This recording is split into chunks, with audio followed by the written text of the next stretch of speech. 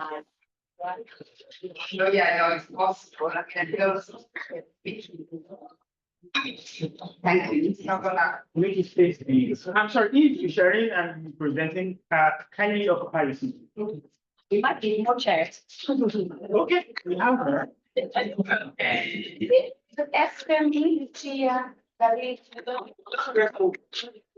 Sorry.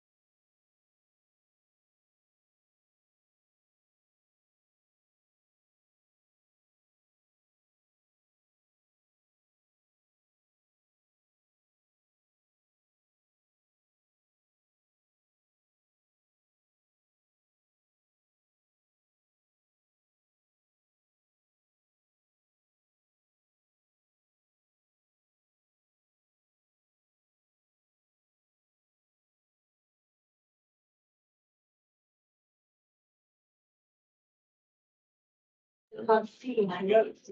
See from there. Can you put some light on our faces?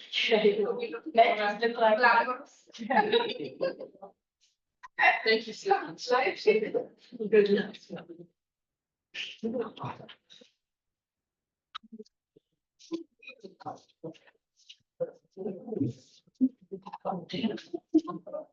Wait,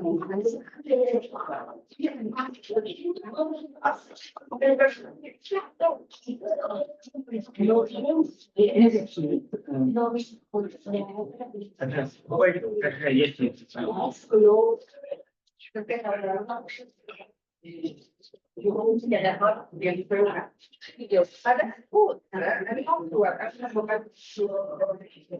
what about the speaker? Then once we start, we just drop into the article for Now it's that far. now only Yeah. this room is built out. Gender. Most of the things are, I'll carry the snap. Yeah. I thought we had got it. I thought it was so. It's position. Maybe the Scottish, working that didn't. We are already in position.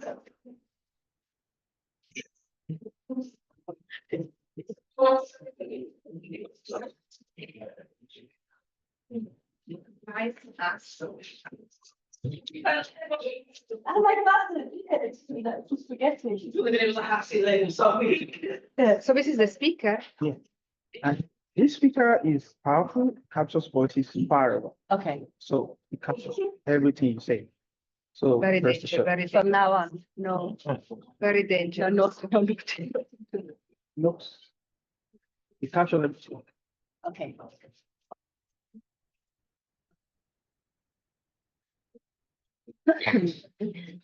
After that, you can start by qualifying.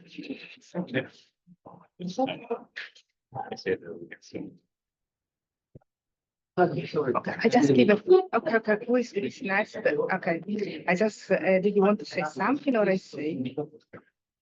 You say something. So I say just reopen, will come to the problem with a 7 minutes presentation. Somewhere in the middle. Yes, fine. So the next one, this is the, I know. We have to show now. We come online, so just. So this is. Yes.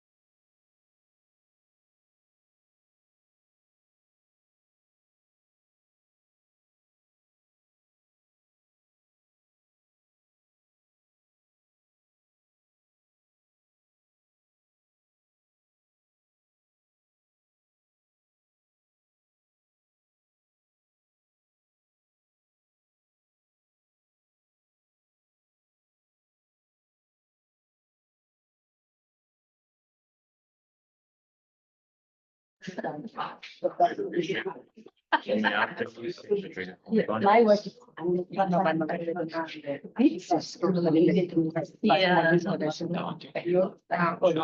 Yeah.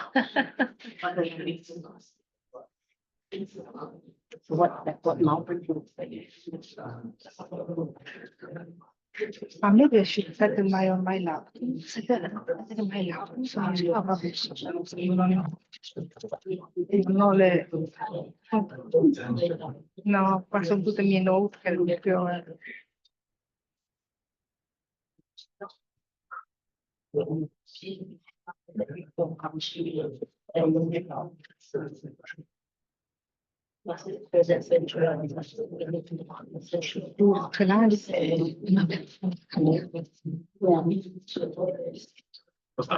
Ce l'ha di mail, mi ha dato... Sì, sì, sì, mi ha mandato la stopper, aspetta.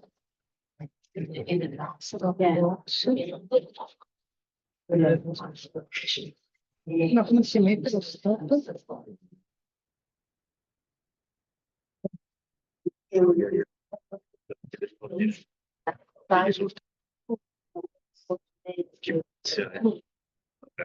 Ok.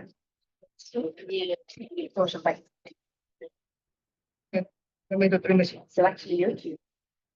Yes. So it's the one in the that's what the part is. Yeah, sì, sì.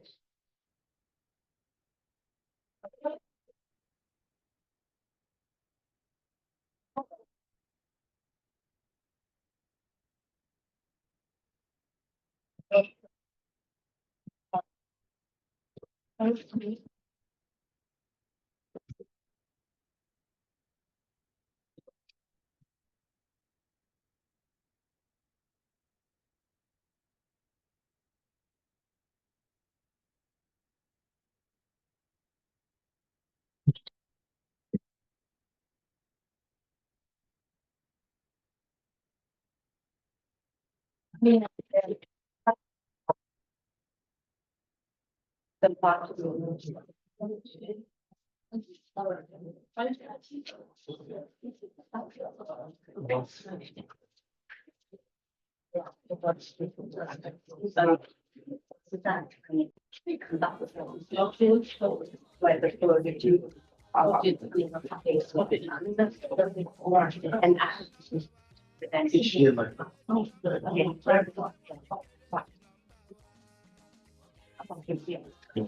you down, that's your house, that's your, and you have to enter and then there's the part.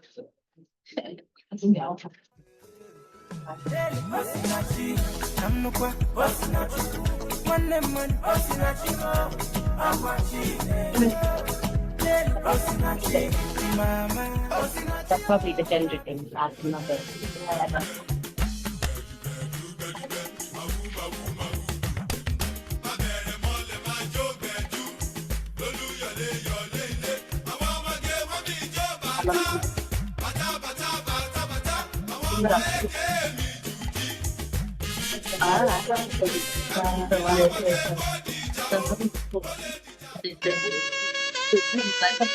Yeah, come. So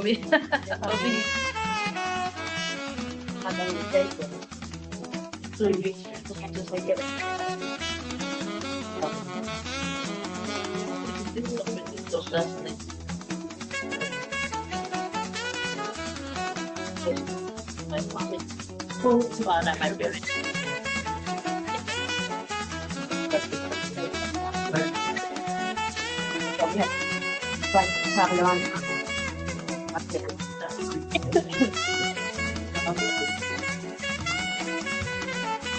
One, two, three, four.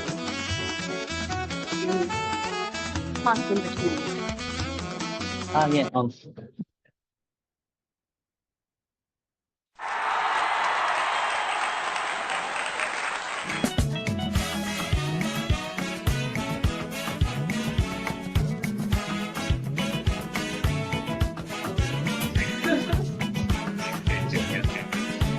Next.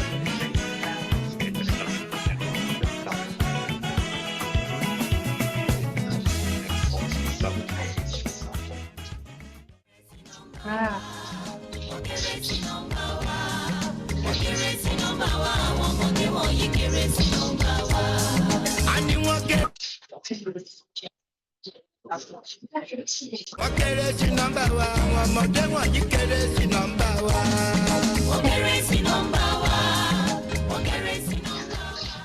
Not because I suffer fast, not because I pray and fast. No be your show, no be that. I'm watching. Daily passing at you. One name money passing at you.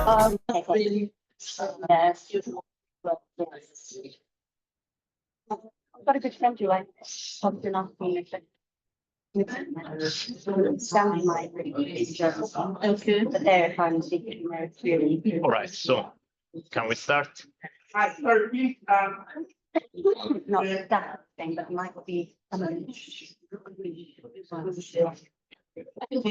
we ready to start? Okay. All right, so thank you very much for all of you joining, both in presence and online. We are very happy to be here at the SA. And I want to, first of all, to thank the organizer and all the volunteers working at this big event, which is becoming bigger and bigger every year. So we are very happy to be here. Most of the people in this panel, some of them are here for the first time in Lagos in Nigeria. And so it's a beautiful experience for all of us. And today in our panel, it's a comparative one, let's say. It's about extortion, but it's about extortion all over the world, not just in Africa. We are trying to make comparison between different historical and cultural contexts, and we are trying to look at the concept of extortion and how it plays out in different contexts. So today we have 5 presentations. All of them are going to be 10 minutes long. And then we will have 40 minutes of questions. And I don't know, Lucia, if you want to say anything. No, I just want to say thank you very much for having us here. I mean, as David said, for many of us, it's the first time in Nigeria and Africa, and it's been an incredible experience. And we hope that you are going to enjoy the presentations and looking forward to the comments. And as David has said, our intention is to look at extortion as a social relation and to look at kind of continuity and changes across sites, and in particular about as well extortion in a particular phase of late capitalism that we are living, and the kind of transnationality of these social relations as well. And as David said, we're just going to be very strict with presentation, just 10 minutes. We're going to have a timer, so it's going to ring.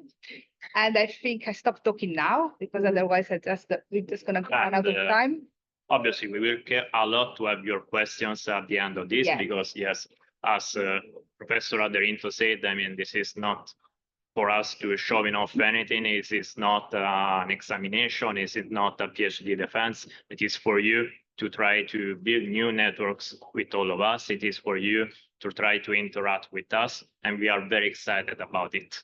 So the first presentation today is from Miranda Johansson, Tax as Extortion, a comparative perspective of fiscal post-colonial experiences from Africa to Northern South America. So, Miranda, you can start. Thank you so much, Davide. And thank you to everyone for being here today. I'm very excited to be here in Lagos. So the talk I'm giving today is about taxes, and I've been working on taxes for a long time in Bolivia, UK, and Sweden, and looking at tax, like the sociality of tax, so moving away from kind of more economic concepts of tax to trying to understand what taxes do in society beyond what these economic models might tell us. So today, I'm trying to do something I haven't done before, which is to bring kind of the work I'm doing on tax, which is more detailed in these 3 countries, into a global conversation about how we should think about tax beyond normative models about tax. So do you want to put it into that so it gets even bigger into the presentation mode? Does that work? Just so I can speak from here. Can I not go into the presentation mode, like down at the The slow- bottom, the you know, slow the list, slide. yeah, that one. I think it's, Yes. yes, thank you. So from the distance, I need it from my glasses. So the paper today is called Tax as Extortion, a comparative perspective of fiscal post-colonial experiences from Africa to North and South America. So like I said, South America is more where my work is, but I think this is a global conversation to be had. And the starting point here, as I bring in extortion, is actually to look at the state as extorter. So it's not about the smaller relationship between people, it's about the state as extorter. So next, please. So one way that tax scholars, but also big international institutions like the UN, the OECD, and the IMF talk about tax in relation to the development of countries in the global south is about tax as a virtuous cycle. So the idea is that, and you can start at any point in this cycle, tax revenues grow and then people want to pay tax, governments invest in physical and social infrastructure, citizens are invested in the state and the trusts grow between citizens and the state, a democratic nation state emerges, which then human and natural resources are more productive, markets produce profits, and so taxes, income grow. And this is the kind of normative models we see a lot in discussions. Next. So what I want to do is to argue that a lot of experiences in post-colonial countries, and certainly in Bolivia, and from what I can see in the literature in African countries, is that this logic is challenged. And I argue that it's not just that the historical development of fiscal policies in countries vary a lot. I also think these models don't actually tell the reality of how countries are developing or can develop, and even in Europe and in the global north as well. These models are simplified and have a lot of assumptions built into them. So what I want to point to here is the diverse fiscal histories within which fiscal policy develops, and logics that are inherent in these models that aren't about trust or investment, but are more about extortion. And also, I want to really point out the idea that tax policies, because tax is so linked to the idea of the production of the nation state. And one thing recent literature has shown us is that taxes don't just build nation state, and nation states are not, isolated entities, but also tax policies can eliminate nations. So next, please. Can we go to the next one? Just press the. Do I get next one? So there's work coming out by anthropologists, sociologists, historians, working in North and South America and Africa, less in South Asia as well, but less so actually, really highlighting the distinct fiscal histories and cultures. So we have in work done in Nigeria as well on like the importance of the informal economy and actually how informal economy produces public wealth in an unrecognized way. And then we have work by, for instance, Kyle Wilmot in Canada, who works with First Nations, and he's a Mohawk sociologist, and he shows how tax policies govern First Nations into elimination. So actually tax policies set kind of obliterate certain kinds of livelihoods in certain communities as well. So tax policies are often seen as building nations, but I think we need to pay attention to how they also eliminate nations. And next, please. Or the next one, please. Oh, sorry. So for my ethnographic work in Bolivia where I've got the kind of details, so this presentation is very simplified in a way, a quick story. There, historically, people who paid taxes were the people who were not citizens. So when the colonizers came, they made indigenous people pay taxes. Often tribute was paid in the form of slave labor, and they were not granted citizenship. So your tax status was linked to the absence of citizenship, not to the production of citizenship. And this idea about tax symbolizing exclusion rather than inclusion it continues today in Bolivia. Oh, okay, we're back. They're coming back. Work in the market. And here other marketers are protesting a new, is it stuck? Yeah, so it Zoom stops. So Okay, good. So I try to remember what's on my next slide. Yes, my next slide is about international connections.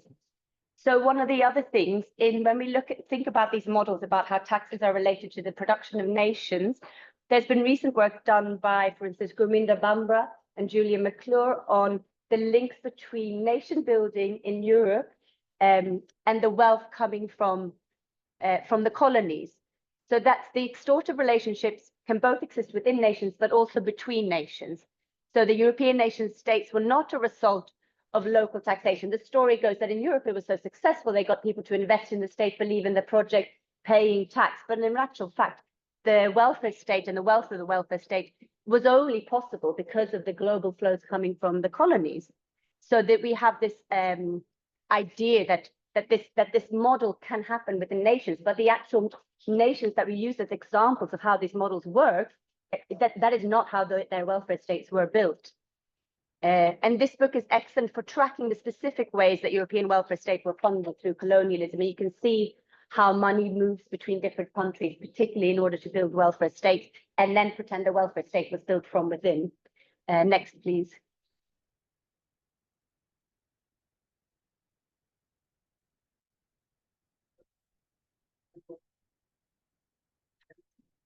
Not this, but there's a. Is the next one coming? Sorry? Next, please, yes. It's not, it's still on the same one. It's not. I want the next one, yeah. No, it's still on the same one, it's stuck on the same one.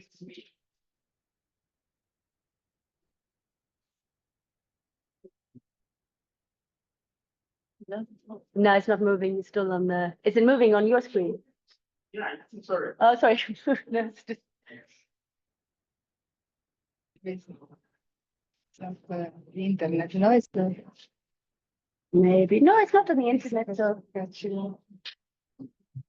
You see two one, there is no two. Yeah. The internet is collapsing. Maybe we should not do I may.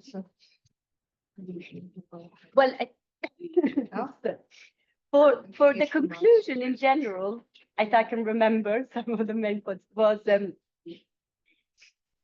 one, we need to. So the idea is then, like, how are these models of how does the virtuous cycle look if we actually input the real historical and local realities of how these fiscal systems produce and work, and what actually happens when people pay taxes. So, and we need to pay attention to what these kinds of models that are used constantly and that are used and compared to the realities and say, this is what should happen, what that does to the gap between the reality and these models that exist as kind of, this is what taxes are supposed to do in a society. So I think we need to pay attention to how these models then impact the conversations we can have about what taxes can do in society. And what I think, so we need to pay attention to. Any luck? Yeah, I'm trying to. Trying to do it. Okay. But yes, in conclusion, I can sum up with what I have is the logics within tax system can vary, and we need to look at historical and ethnographic data to understand them and not rely on models.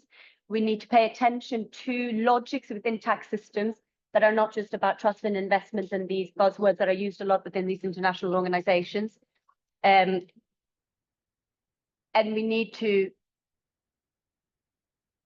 kind of question how nations are framed in terms of taxes, and look at also how taxes not just produce certain kinds of nations, but how they obliterate other kinds of nations and livelihoods and possibilities as well. So I'll stop there. Thank you.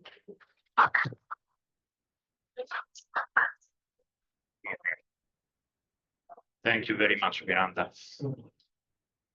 And we are still on time. We actually have a couple of minutes, if this helps you to fix the situation. Otherwise, we go to the Davide next one. doesn't have a PowerPoint, no, Davide? Do you have a PowerPoint, David? Sorry? Do you have a PowerPoint, David? Okay. Okay. It doesn't have a PowerPoint, so we can just start. We talking in fonts or? Oh, it's your turn, David. It's your turn. Oh, Shall I get it closer to the mic or? No, stay. It's okay there for. Can we listen, David, if he's talking from there? Okay.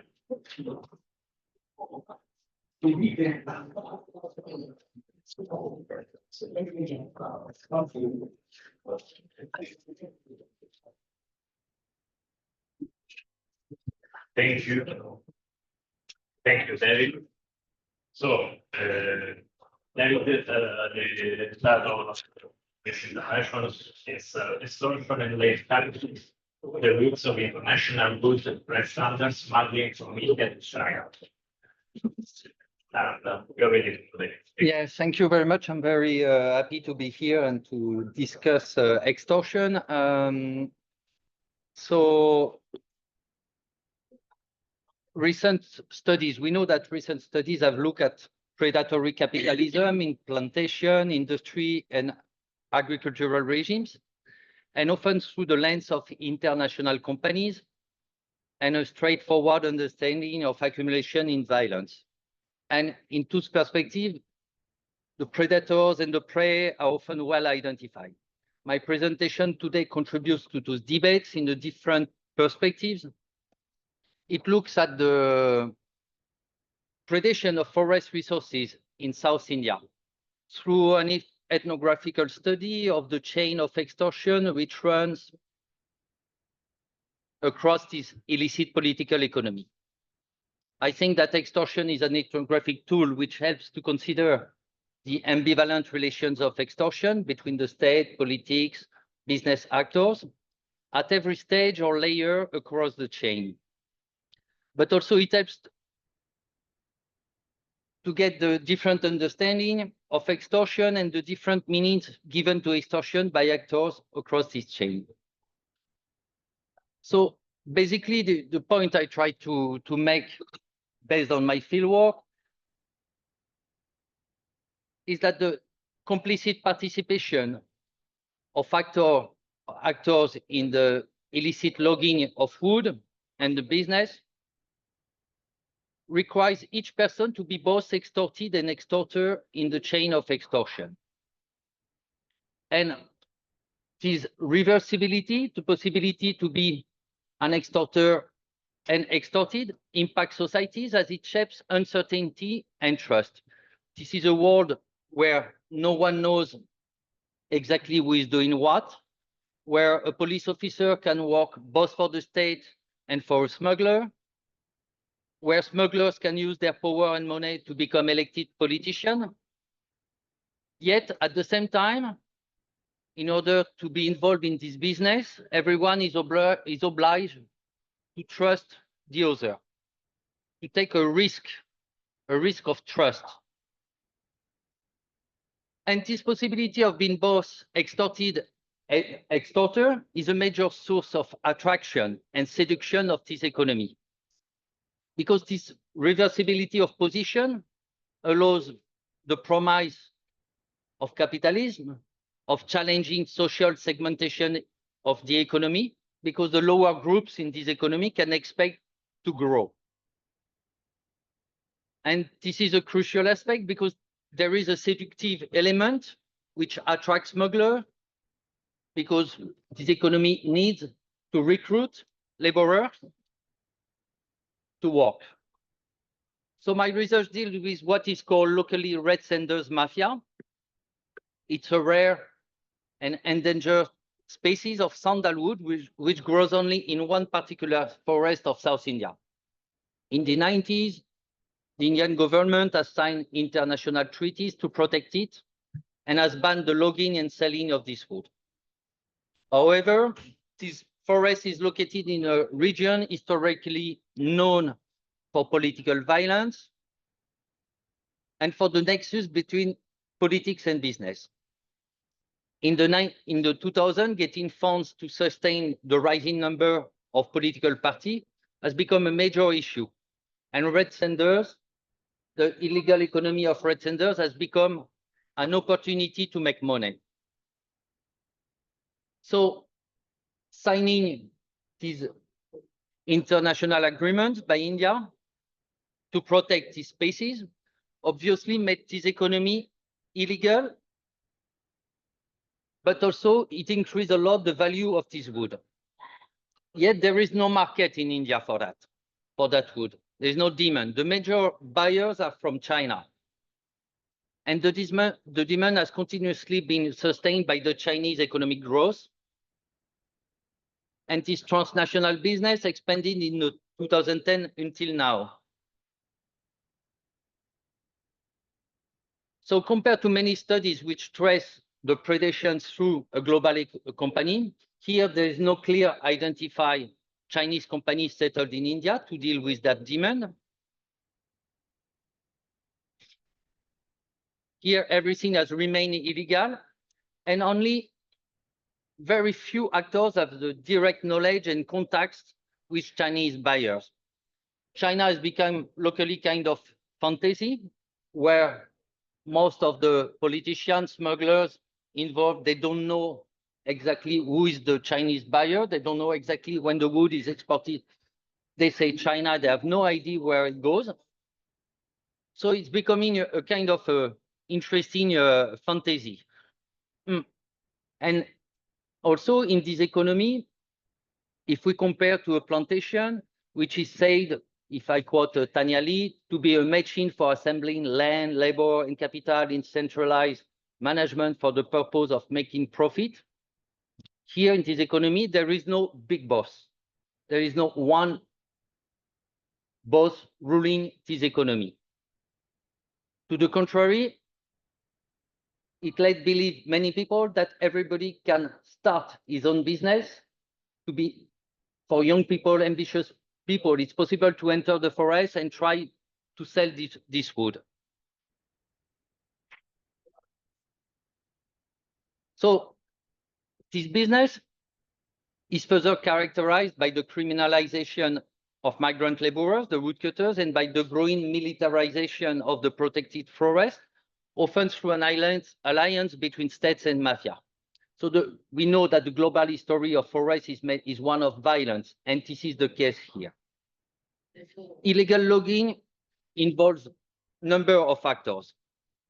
Agents, labor contractors who are able of monitoring wood cutting, transport the wood across states up to the port.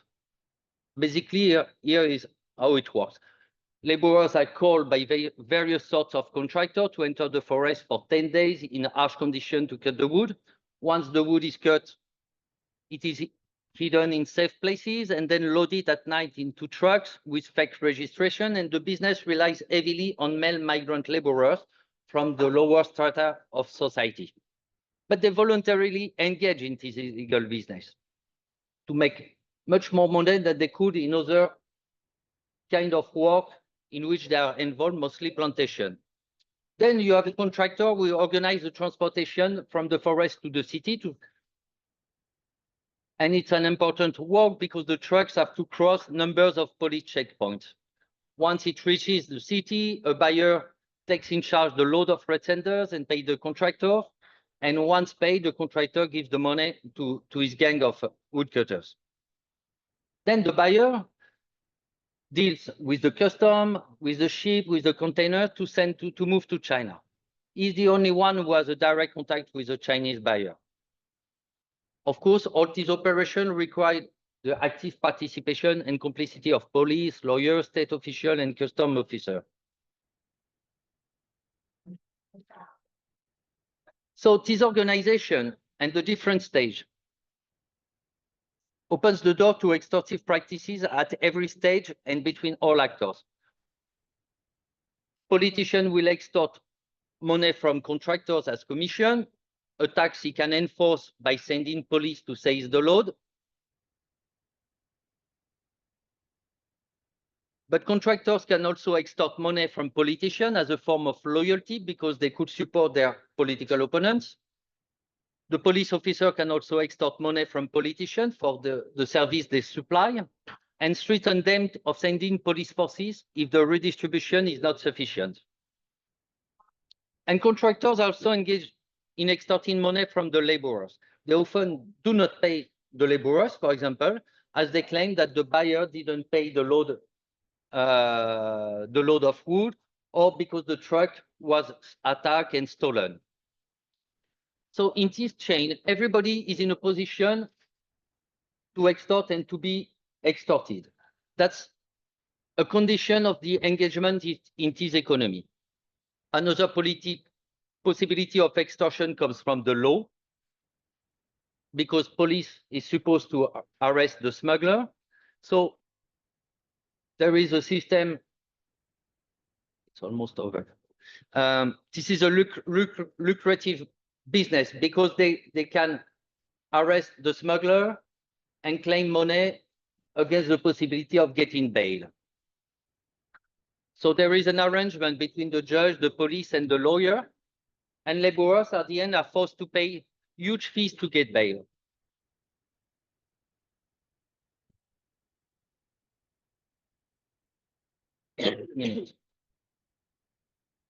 If we take a short example of a young contractor, he has worked for years as a woodcutter and then has managed to link up to a big contractor, and under his protection, he started his own business and gathered young laborers, mainly from his family, using family and friendship links. So it implies extorting their labor force and potentially their lives. Many young laborers die in the forest of hunger or thirst or of police killing. But also he will extract their money when he doesn't pay them. In 2022, he explained that he has been attacked and his truck was stolen. He wanted to grow up and deal with a buyer in the city, a buyer he didn't know very well. But as he wanted to grow, he had to trust him. But to do that, he had to betray his first boss, his previous contractor. And now he says, I hadn't told anyone, neither my former boss nor my former buyer, because they would have taken a commission. But nobody helps me today. I can't even pay my workers, so now they refuse to leave me. It's difficult because you don't know who has done what. It could be my former boss, the police officer, the forestry agent, and politician.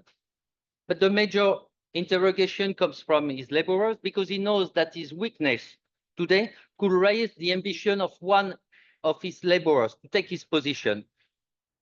None of them trust him anymore, and as all suspect him that his truck was never stolen, that he has organized this story, he has created this story to avoid paying them.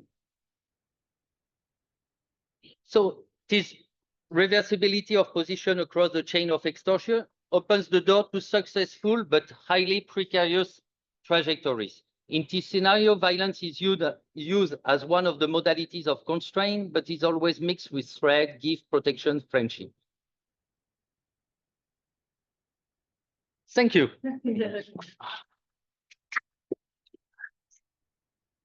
So I owe you 2 minutes, sorry. Okay.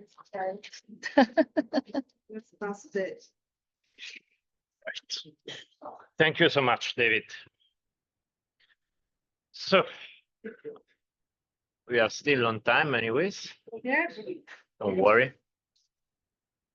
Thank you very much. So our next panelist, it's Hans Muller, and we have stories of extortion between Chinese miners and Shuar communities in Ecuador. So Hans, Can you hear us? can you hear us? Yes, can you hear me? Yeah, we can. So Excellent. welcome virtually to Lagos. Yeah, thanks so much. Actually, to the person on the screen, if you mind, well, I can look at the panel or the audience, but yeah, it's fine either way. Yeah. Next time we are waiting for you in person in Lagos, huh? Yeah. I'm really sorry I couldn't make it in person. It's such a shame, and I hope you are enjoying the conference in Lagos. So my name is Hans. I'm an anthropologist, and I'm a member of this extortion project based at UCL, headed by Lucia. And I've worked a long time in China, in central China, where I've done research in the countryside and more recently at the border between China and Burma. And I've also a strong interest in South America, where my partner, Natalia Buitron, has been doing fieldwork in the Ecuadorian Amazon with the Shuar indigenous people, and especially focused on politics of autonomy and education and kind of the new politics of indigeneity in Ecuador. And what happened in the last 10 years is that in Ecuador, there some major Chinese investments arrived, especially in this area of the Shuar group, where a major mine, a mega mine of copper has been established. San Carlos Pananza and Mirador are the biggest copper mines, I think, in all of South America now, in Shuar territory, and 2 more are planned. They're both buildings by a Chinese state-owned company called Anhui Tongling, which is a major copper investor. And so because of this coincidence, and as I'm part of this extortion project, I got interested in the relations between the Chinese miners and the local indigenous groups. And I've started doing some research last summer on this topic, and did a series of interviews and collaborated with several local partners who did further interviews. So here's a brief summary. I mean, what happened there is local society is extremely divided on Chinese investments. Some people are pro and think Chinese investment is good for development, and others are against and say it's a form of neo-colonialism.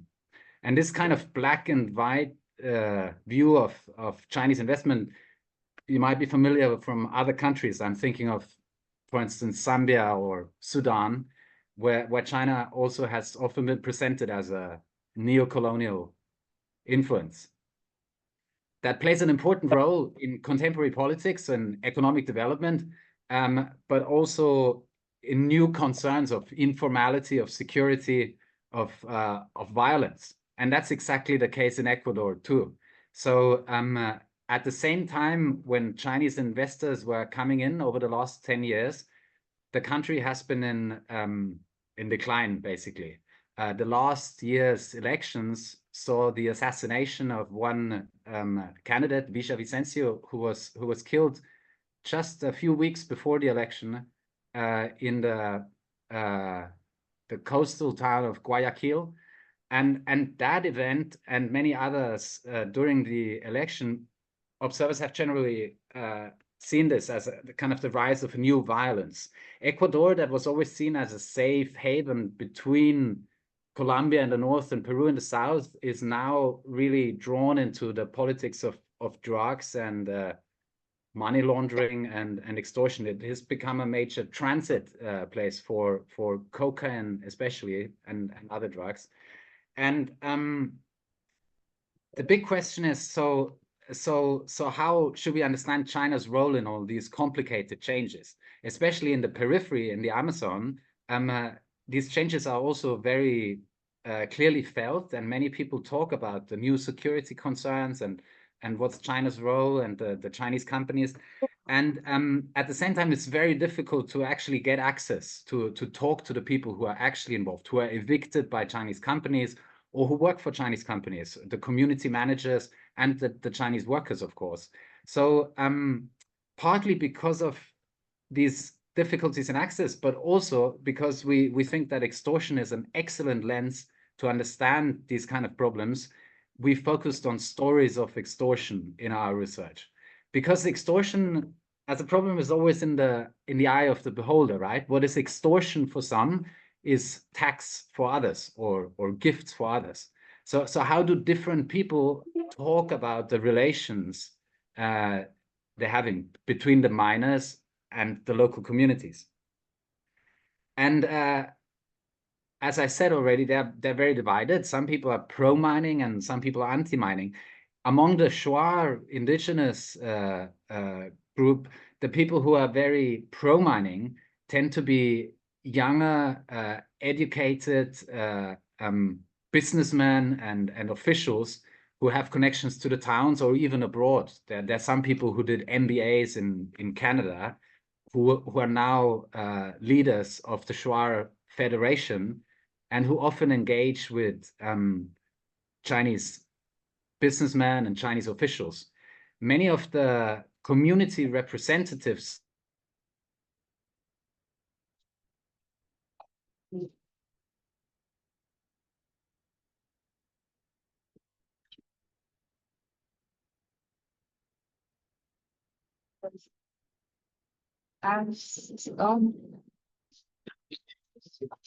Since Hans is gone, I don't want to be frozen. Frozen in a bad way.